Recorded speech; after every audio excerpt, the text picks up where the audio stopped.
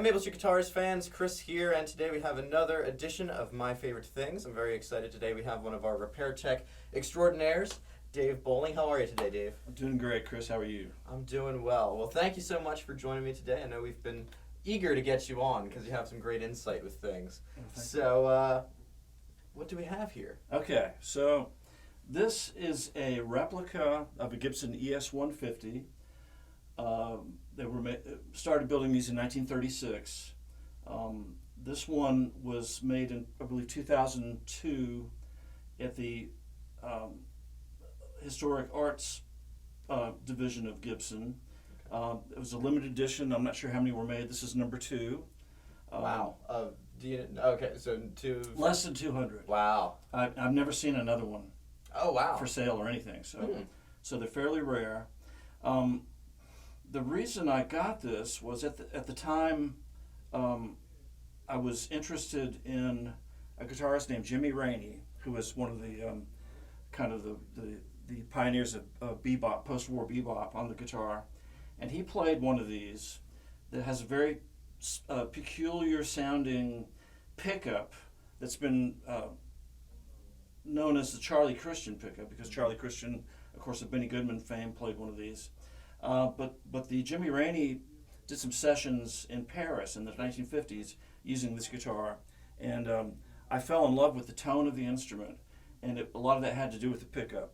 So I'm searching for someone that made a replica of this pickup, and at that time, no one did, although currently I believe there are a number of pickup makers that do this pickup.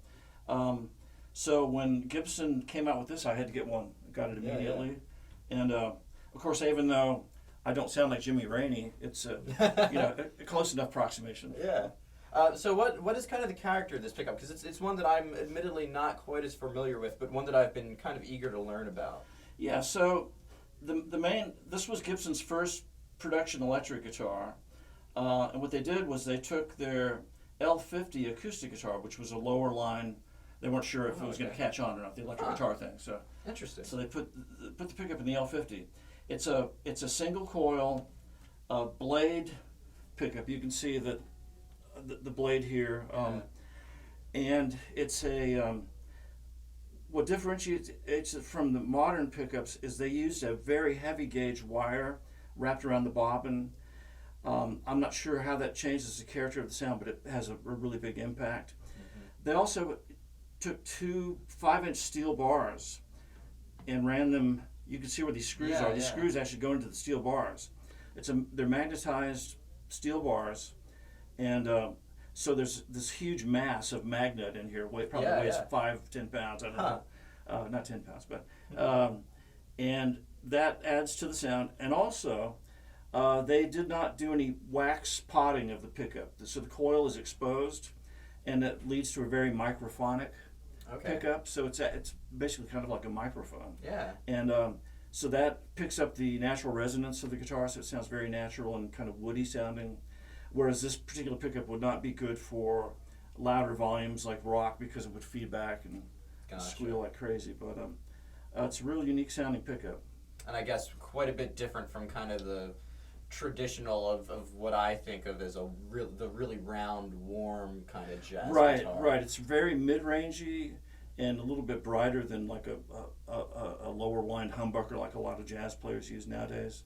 And this was actually a favorite pickup of most of the post-war bebop players. Barney Kessel used this pickup his entire life. He liked it so much, and all the other guys, Tal Farlow, they all played these. Interesting. Had you ever played an ES150 before you got this one? I had not, and like I said, the main reason was I was after the tone that the pickup produced. But and there are actually existing examples of guitars from the 30s, but at the time I could not find one that was in very good condition. Gotcha. And as I said earlier, nobody was making a replica pickup, so this is the closest I could do. Yeah. And also, I noticed did you sand down the neck? I did. I took the finish off the back of the neck and used a tung oil finish. Okay. Sometimes this lacquer can get real gooey, and so your fingers kind of stick when you're moving up and down the neck. And that helped the feel of it immensely. Yeah. Cool. Well, this is a really cool guitar. I think I speak for the audience watching that I want to hear you play it. Okay.